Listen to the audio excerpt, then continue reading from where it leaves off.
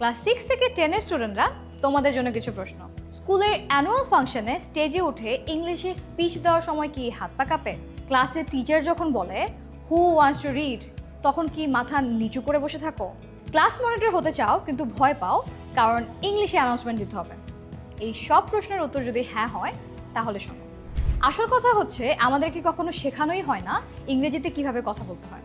শুধুমাত্র ইংরেজিতে বই পড়া, লেখা কিংবা গ্রামার এইসব পারা মানেই কিন্তু এই না যে তুমি ইংরেজিতে কথা বলতে পারবে।